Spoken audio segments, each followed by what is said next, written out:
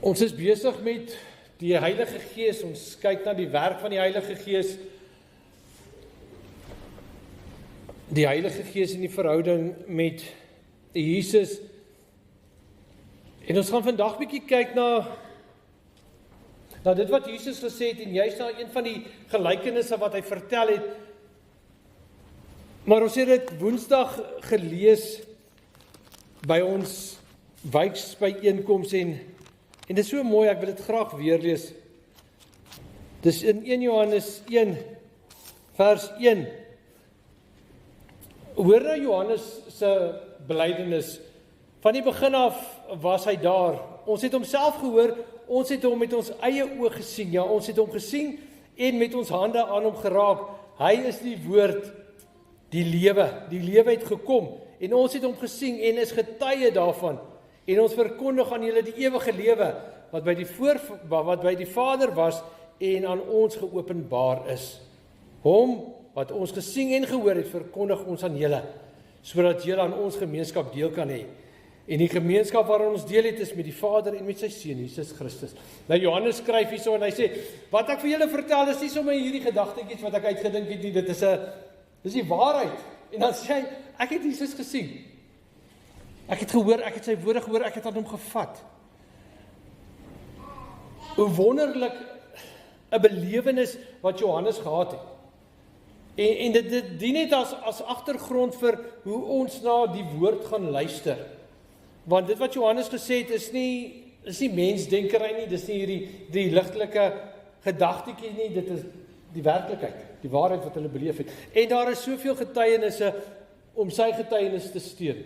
En sy woorde ondersteun weer ander getuies. Dit is ongelooflik die waardevolheid van dit wat ons het, sodat ons by hierdie punt kan kom en sê, dit wat ons vandag hoor is die waarheid. Dis die volle waarheid. Nou, ons gaan kyk na gedeelte in Lukas hoofstuk 12 en vers 13. Nou, Jesus was besig en hy het met die mense gepraat. Hy het vir hulle gesê, die koninkryk van God het naby gekom. Die koninkryk van God is hier. Die koninkryk van God begin hier op die aarde. En ons moet afslaan op dit wat Jesus gesê het. Ons moet mooi luister. Want dit wat hy gesê het is dit wat besig was om te gebeur op daai moment. Onthou, dis die Seun van God wat aarde toe gekom het. En hy het gesê, maar ek wys vir julle die Vader, ek bring vir julle die waarheid, en ek bring vir julle die verlossing. Ek gaan julle vrymaak. En Jesus het gepraat, en hy het gepreek, en hy het geleer, en hy het deur die wonderdade gewys, maar dis nie net 'n geluk dat daar iets gebeur het nie. Dooies het lewend geword, blindes het gesien, verlamdes het geloop, siekes is gesond gemaak, bose geeste is uitgedryf, brood en vis is vermeerder, wonderwerk op wonderwerk op wonderwerk. En Jesus sê, die koninkryk van God het naby gekom. Nou ek wil gou in hoofstuk 12 net so 'n paar verse lees, vers 5. Ek sal vir julle sê, vir wie julle moet bang wees, vir hom wat mag het om na die dood in die hel te werp. Ja, ek sê vir julle, hom moet julle vrees. Die oproep van Jesus teen 'n verhouding tussen die mens en sy hemelse Vader. Vers 9. Maar hy wat my voor die mense verloon, sal voor die engele van God verloon word. Hy wat sê, ek ken nie die Here nie, hy sal voor die engele van die hemel verloon word. Vers 31. Beywer julle vir die koninkryk, dan sal hy julle ook hierdie dinge gee. Soek God en sy wil, sy geregtigheid, sy koninkryk, en hy sal gee dit wat julle nodig het. Heeltyd daai gedagte van begin anders te dink, begin raak sien, wie staan hier by julle? Sien die Seun van God. Vers 43. Dit is die man vir wie sy eienaar, by wie sy tuiskoms so aan die werk sal kry. Gelukkig is hy, dit is daai van die die eienaar wat op reis was en die slaaf het nie geweet wanneer hy gaan terugkom nie, en hy het gewag en hy was gereed. Vers 49, hoor wat sê Jesus, ek het gekom om vuur op die aarde aan te steek, en hoe wens ek, dit is al aan die brand. Maar daar is 'n doop waarmee ek gedoop moet word, en dit sal my heeltemal in beslag neem, tot dit afgehandel is. En dan vers 56, Hygelaars, julle weet hoe om die voorkoms van die aarde en die lig te beoordeel. Hoe is dit dan dat julle nie weet om hierdie tyd te beoordeel nie? En as ons Lukas 13 toe gaan, vers 5, nee, ek sê vir julle, maar as julle nie bekeer nie, sal julle net soos hulle ook almal omkom.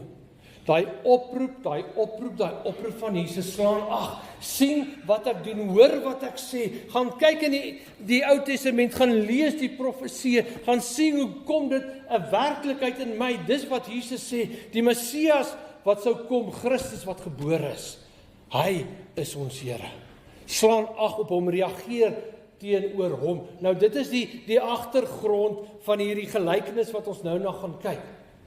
Jesus se oproep, hoor, sien, slaan ag, reageer, bekeer. Dan kom ons by vers 6, Lukas 13, vers 6.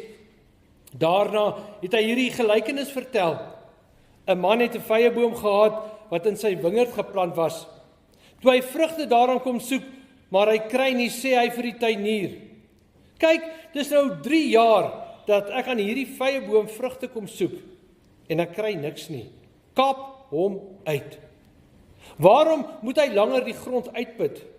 Maar die tuinier antwoord, meneer, laat hom nog hierdie jaar staan, ek sal die grond rondom hom omspit en bemes. Miskien sal hy dan volgende jaar vrugte dra, maar so nie, kan u hom uitkap. Jesus gebruik hierdie gelykenis om vir die mense te wys, maar daar moet 'n reaksie kom, daar is 'n verwagting van God se kant af op ons lewens, en dit moet realiseer, dit moet na vore kom.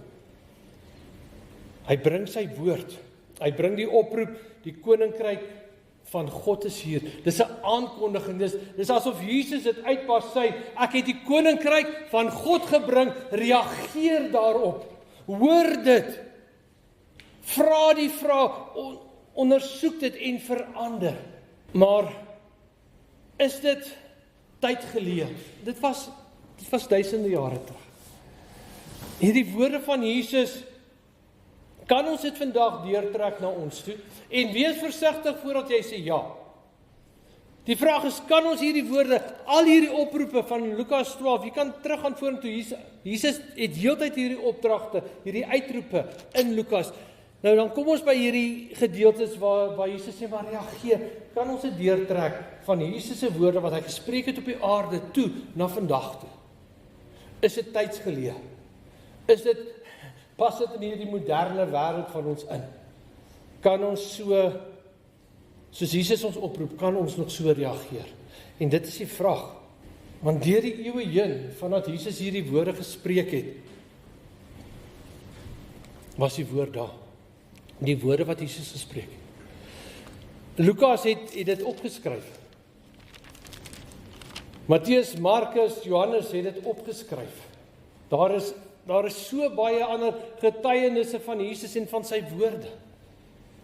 Dit is in Grieks geskryf en vandag het ons nog die Griekse Bybel. Jesus het Grieks gepraat. Die disippels het Grieks gepraat. Hulle het dit verstaan. Dit was die wêreldtaal daai tyd. En ek het vir ons in Afrikaans gelees. Hulle het dit agtergekom nie. Nie Grieks nie. Hoekom? Want die Griekse Bybel is vertaal. Die Hebreëse Bybel van die Ou Testament is vertaal. Ons het nou uit Exodus gelees. Dit was in die ou tyd, was dit in Hebreëus. Die Bybel is vertaal in Afrikaans. Ons het hoeveel Afrikaanse vertalings al. En so kom hierdie woord wat Jesus toegespreek het, relatief na ons toe vandag. En hy spreek ons aan asof Jesus vandag hier by ons staan. En asof Jesus hierdie woorde teenoor ons spreek.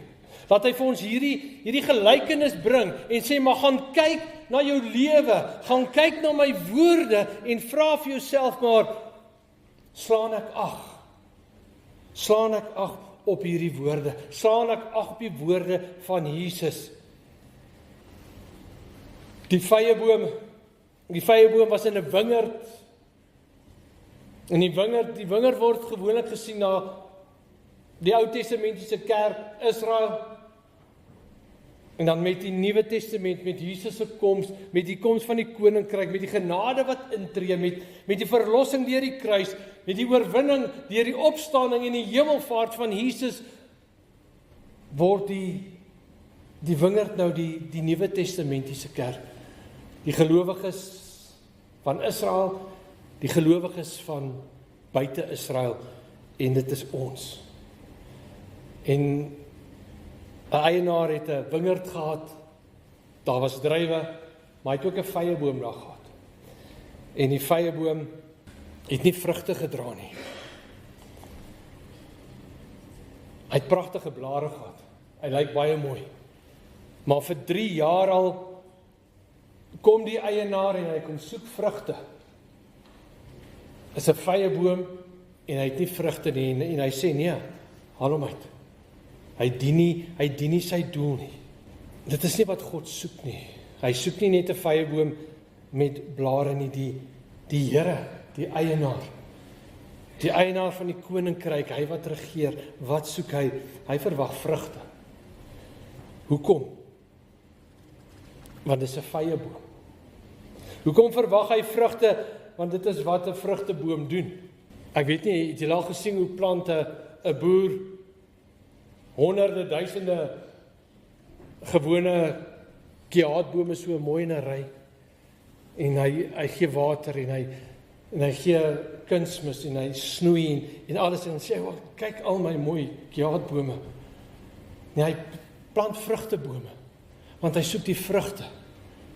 Of dit nou neute is en of dit sagte vrugte is, perskes, sitrusvrugte, dit word oor die vrug geplant en dit is hoe God na ons kyk. En dit is wat Jesus vir ons sê, maar besef vandag wie is jy? Jy is 'n vrugteboom. Jy is nie net 'n blaarboom nie. Jy is 'n vrugteboom. En daarom sê die Here, ek is nie tevrede met 'n vrugteboom wat nie vrugte het nie.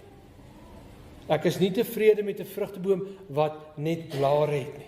Ons fokus hier die laaste paar weke op die Heilige Gees en dit is so belangrik dat ons net die vooraf werk van die Heilige Gees besef. Laat ons besef hoe hy in ons werk, wie hy is, die invloed wat hy op ons lewens het. Nou 27 Julie het ons gekyk na die roeping en die wedergeboorte en die werk van die Heilige Gees en die realiteit dat ek kan nie die roeping ontvang, ek kan nie wedergebore word sonder die Heilige Gees nie, dis onmoontlik. Gaan luister, as jy nie hier was, jy gaan luister weer na daai preek, hy is op Facebook, hy is aan die kerkraad uitgestuur, so as jy hom soek, vra vir jou kerkraad, stuur hom net vir my, dit is op WhatsApp, dit is 'n YouTube, dit is 'n klankvideo. Dit het gegaan oor my roeping en my wedergeboorte, dit is daar waar dit begin. Ons het met die jeugdiens gekyk na Wilhelmpie. Wie was hierso? Wie kan vir Wilhelmpie onthou? Hy is ongelukkig nie opgeneem nie. Kom na my toe, ek sal vir julle vertel van Wilhelmpie, die oulikste blauwille besie en sy lewe, maar dit het gegaan oor die Heilige Gees wat in ons is. En God wat altyd in ons is, dat ons altyd in die teenwoordigheid van die lewende God is. Want ons het die Heilige Gees. So die Heilige Gees is daar vir ons roeping, vir ons wedergeboorte. En vandag van ons verder gaan, ons wil nie weer vassteek by die roeping nie. Ons gaan verby die roeping, ons gaan verby die wedergeboorte, ons gaan verby die feit dat die Heilige Gees altyd by ons is en ons kom by dit waaroor ons vandag praat, die vrugte wat God die Vader in ons lewens soek. Nou, hoekom is vrugte belangrik? Ons het nou net daarna gekyk. Want dit is wat 'n boer plant. Want hy soek die vrugte. En ons moet dit mooi vir mekaar sê, dit is die waarheid. God soek vrugte in ons lewens. Ons is almal, as jy deel is van die wingerd, as jy deel is van die kerk, as jy deel is van sy koninkryk. Hy het gesê die koninkryk is hier. Hy roep ons op, wees deel van die koninkryk. Ons word deur die werk van die Heilige Gees in die koninkryk ingebring. Nou dat ek in die koninkryk is, nou is ek deel van die wingerd en hy het die reg om vrugte by my te kom soek, want dit is waarvoor hy my geplant het. Hy soek nie net blare nie, hy soek vrugte. Nou maar, is vrugte belangrik? Is vrugte in die Bybel belangrik? Ek weet nie of julle al verse raak gelees het van vrugdra en vrugte aan bome en vrugte wat met die bekering pas en vrugte, ek het net vinnig 20, ek gaan hulle nie almal lees nie, 20 verse wat verwys na vrugdra van die gelowige wat vrugte dra, die boom wat langs waterstrome geplant is en vrugte dra op sy tyd. Vrugte, en dit is hoekom Jesus sê, maar ek kan dit van jou verwag, want dit is deel van God se woord, dit is deel van die Bybel, vrugte, dit is wat belangrik is, en ek weet nie, as julle dit kan memoriseer gou, dan kan julle later gaan kyk, maar soveel gedeeltes wat verwys na vrugte in die Bybel, en daarom is vrugte belangrik. So wat beteken dit om vrugte dra? Is daar voordeel, ek weet nie of jy al ooit daaraan gedink het, maar is daar voordeel aan 'n boom om vrugte te dra? Is dit vir die boom se voordeel om vrugte te dra? Nee, 'n boom kry swaar om vrugte te dra, want dit is ekstra wat geproduseer moet word. En vrugte het baie water en het vat baie voedingsstof. So as 'n boom deur sy gewone seisoen swaar kry, gaan hy baie min vrugte dra, want hy het nie krag om vrugte te dra nie. So vrugte vat baie van 'n boom, en dit help die boom nie. Die boom sê nie, nou het ek daarom 'n klomp lemoene en nou is ek sterker nie. Daai lemoene vat krag by die boom. Ons vrugte wat ons moet dra. Onthou, ons gaan verby roeping, ons gaan verby wedergeboorte, ons gaan verby ons redding, ons lewe nou dit wat met ons gebeur het, die werk van die Heilige Gees, my roeping, my wedergeboorte, my redding, my verlossing, vanuit dit wat gebeur het, vanuit dit wat die Heilige Gees reeds in my gedoen het, begin ek nou lewe, en dit is waar die vrugte na vore kom. Dit is die realiteit van die vrugte. Vrugte is nie vir myself nie, onthou, dis nie vir die boom se voordeel nie. Vrugte is nie tot jou voordeel nie. Hoor mooi, ek is nie hierdie goeie Christen en ek leef liefde uit en ek dien my Here sodat ek voordeel daaruit kan trek nie. Dan sou Jesus nie hierdie voorbeeld gebruik het van vrugte nie. Hy sê, jy moet vrugte dra, nie vir jouself nie vir jou redding nie. En dit is so belangrik, onthou, wedergeboorte het klaar plaasgevind, roeping voor dit het klaar plaasgevind, ek is klaar kind van God, nou dra ek vrugte nie, nou dra ek vrugte sodat ek weergebore kan word, sodat ek verlos kan word, sodat God my gaan roep nie, nee, dit gebeur klaar, en nou moet ek vrugte dra, en nou verwag God van my om vrugte te dra, en dit is die groter prentjie. So Jesus roep ons tot bekering deur die Heilige Gees. Nou wil ek vanmôre vir jou vra, is jy verlos? So as jy vanmôre hierso sit, is jy vrygespreek? Is jy weergebore? Is jy gevul met die Heilige Gees? Want jy moet kan sê ja. As jy vanmôre nie kan sê ja nie, as jy onseker is, as jy twyfel, kom praat met iemand. Praat met God, Here, ek soek die roeping, ek soek die wedergeboorte, Here, ek soek verlossing. Want ek wil vrugte dra, nie vir my eie verlossing nie, Here, vir U, want dis U wat van my vra, en daar is 'n doel daar agter. Want, soos hierdie gedeelte sê, God soek vandag vrugte by jou. Vandag. Hy het al 3 jaar het die eienaar na daai boom toe gegaan en daar was nie vrugte nie. 3 jaar. En hy sê kap hom uit. En die tuinier sê, gee my net nog 1 jaar. So God verwag vandag vrugte van ons. Dis punt. Ek kan nie sê, Here, as ek so tussen 40 en 45 kom, dan sal jy my vrugte sien. Hy soek dit vandag van jou. Maak nie saak hoe oud jy is, maak nie saak hoe jonk jy is nie. Of jy 10 of 15 of 50 is, God soek vrugte by elke Christen, by elke kind van God, elkeen wat hy vrygespreek het, soek hy vrugte by ons. Onthou, God het jou gekies. Jy sit nie vandag hier en jy het God verras toe jy die dag sê, maar ek wil nou in u glo nie. Ons gaan terug. Roeping van die Heilige Gees, God se werk, wedergeboorte, God se werk.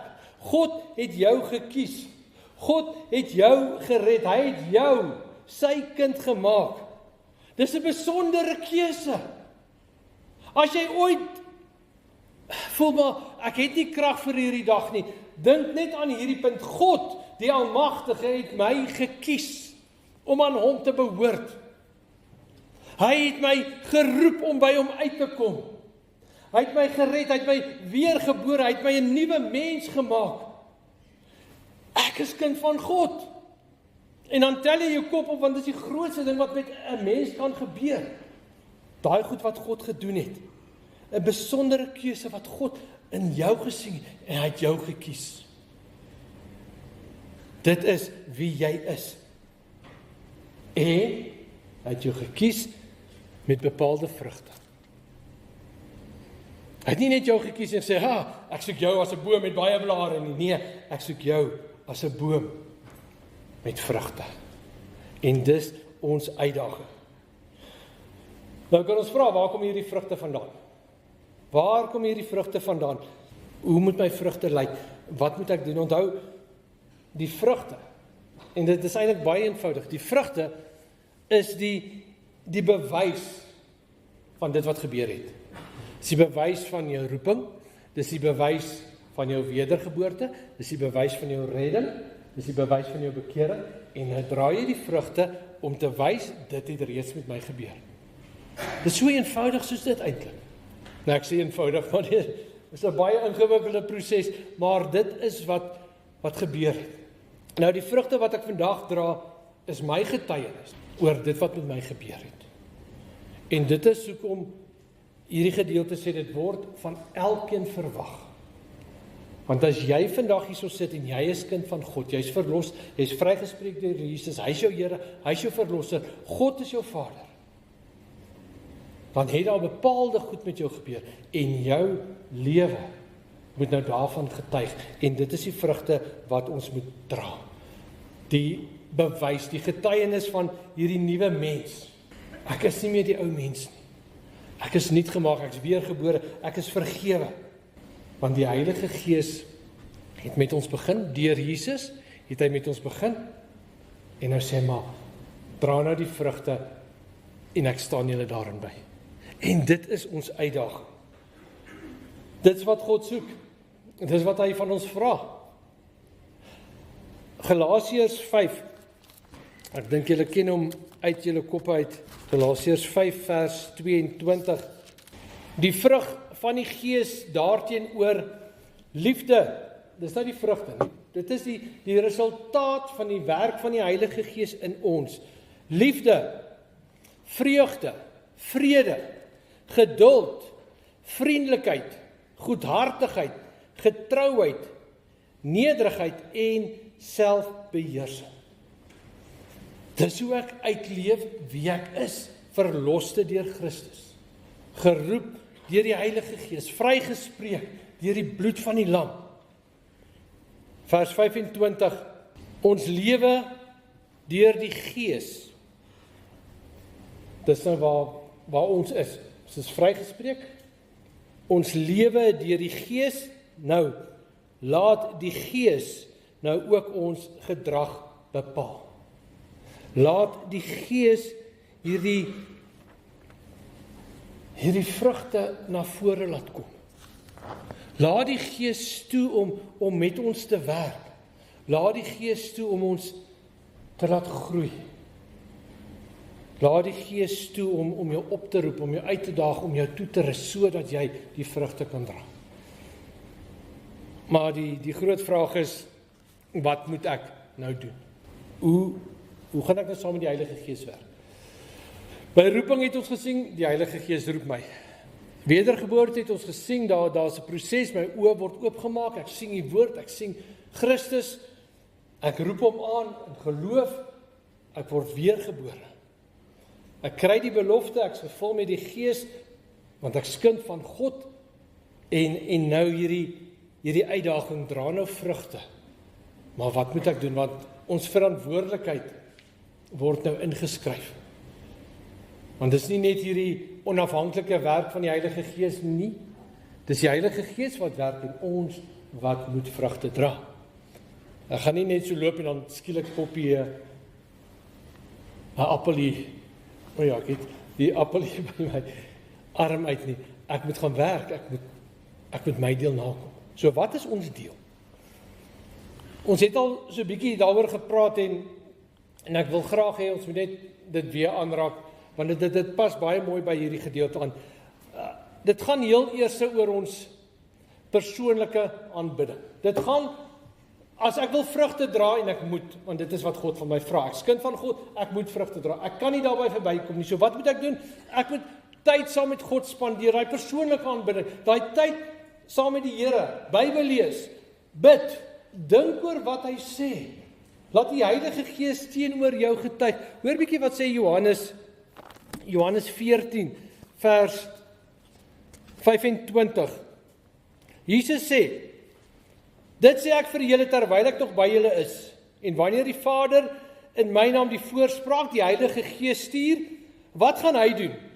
Sal hy julle alles leer en julle herinner aan alles wat ek vir julle gesê. Wat gaan die Heilige Gees doen? As ek nou sê, Here, ek maak tyd saam met U, dis ek en U woord.